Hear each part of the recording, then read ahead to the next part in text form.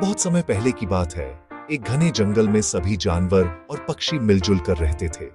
शेर राजा था, लेकिन वह बूढ़ा हो चुका था। अब उसे जंगल के लिए एक नया राजा चुनना था।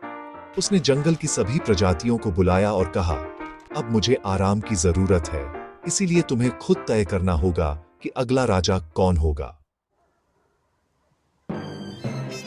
जंगल में कोलाहल मच गया। सभी जानवर खुद को योग्य समझने लगे। हाथी बोला, मेरी ताकत सबसे ज्यादा है, इसलिए मुझे राजा बनना चाहिए। मोर ने कहा, मेरी सुंदरता और नृत्य सबसे अच्छे हैं, मैं सबको प्रसन्न रख सकता हूं। बंदर बोला, मैं सबसे चालाक हूं और मैं सभी को हंसाता हूं। लेकिन उन सब के बीच एक छोटा सा उल्लू चुपचाप बैठा था। वह सबकी बातें ध्यान से सुन रहा था। शेर ने देखा और पूछा, उल्लू, तुम कुछ क्यों नहीं कह रहे? उल्लू ने धीरे से कहा, राजा वही बनना चाहिए जो समझदार हो, सबकी बात सुन सके और पूरे जंगल का ध्यान रख सके। ताकत, सुंदरता या चंचलता से अकेले कोई अच्छा राजा नहीं बनता। सभी जानवर चुप हो गए। उन्हें उल्लू की बात सही लगी। तभी अचानक जंगल में आग लग गई। सभी जानवर इधर उधर भागने लगे। हाथी डर गया, मोर पेड़ पर चढ़ गया, बंदर भागकर एक ऊंचे पेड़ पर चढ़ गया।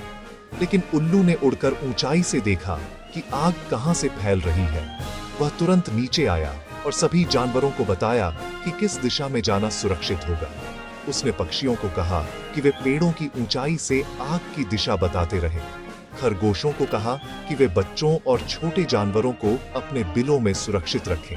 हाथी को कहा कि वह अपनी सूंड से पानी लाकर आग पर डाले। धीरे धीरे सभी ने मिलकर आग को बुझा दिया और एक दूसरे को सुरक्षित स्थान पर पहुंचाया। शेर ने देखा कि उल्लू की सूझबूझ और नेतृत्व ने जंगल को बचा लिया। अगले दिन शेर ने सबको बुलाया और घोषणा की, अब जंगल का नया राजा उल्लू होगा। वह भले ही छोटा हो, लेकिन उसमें वो बुद्धिमत्ता है जो एक सच्चे राजा में होनी चाहिए। सभी जानवर और पक्षी खुशी से चिल्लाए, उल्लू राजा की जय हो।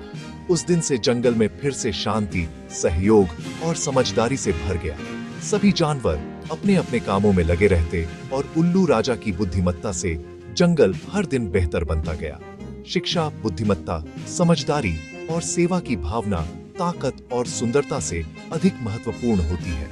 एक अच्छा नेता वही होता है जो सभी की सुने और सभी की भलाई के लिए काम करे।